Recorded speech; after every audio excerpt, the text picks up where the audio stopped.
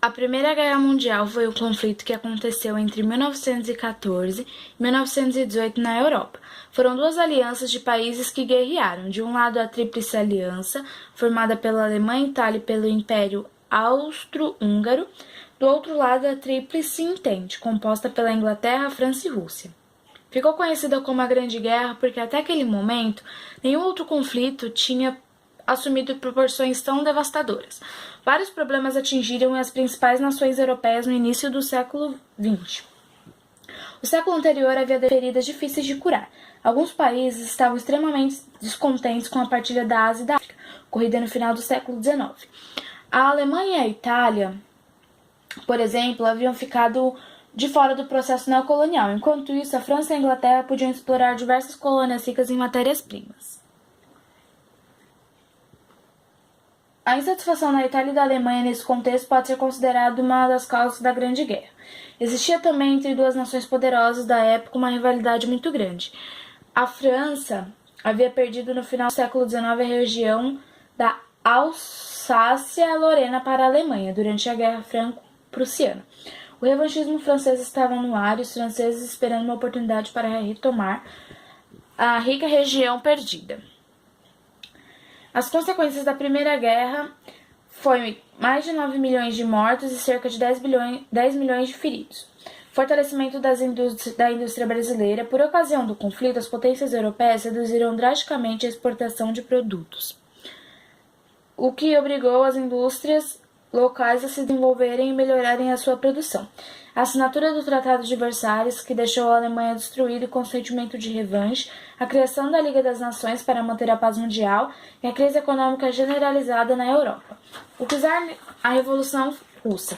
O czar Nicolau II, que governava a Rússia, cobrava altos impostos dos trabalhadores rurais, que trabalhavam muito e ganhavam extremamente pouco, se mantendo em um terrível estado de miséria.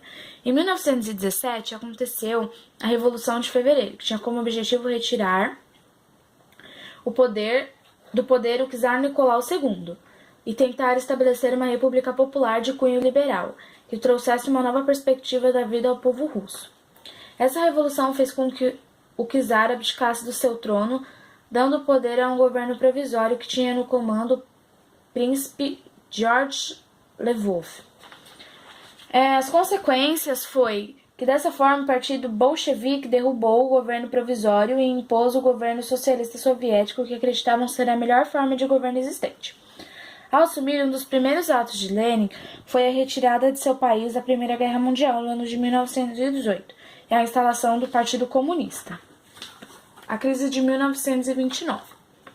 Quando a Primeira Guerra Mundial chegou ao fim, alguns países europeus estavam com as suas economias enfraquecidas, enquanto que os Estados Unidos cresciam cada vez mais, lucrando com a exportação de alimentos e produtos industrializados.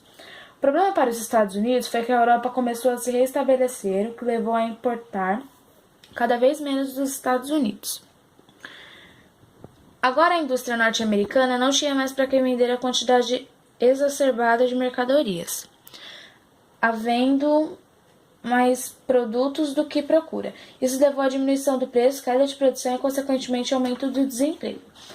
As consequências foram a falência de empresas e bancos europeus, originando desemprego como resultado da retirada de capitais, a retenção do comércio internacional dos países subdesenvolvidos, assim como os desenvolvidos, a diminuição da produção industrial de vários países e a drástica queda dos produtos internos brutos de muitos países.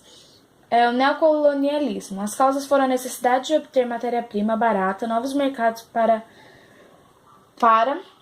consumo para investir o excedente de capital, a mão de obra barata e para evitar o excedente populacional das metrópoles.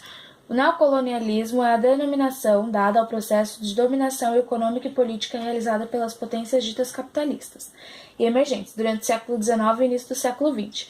Esse processo consistiu em fazer as antigas colônias venderem a sua matéria-prima e a comprar o produto industrializado das potências. Como uma das consequências, está o primeiro conflito mundial da era contemporânea. Esse período também foi marcado pela Conferência de Berlim, na qual várias potências da Europa se reuniram para dividir os territórios coloniais do continente africano.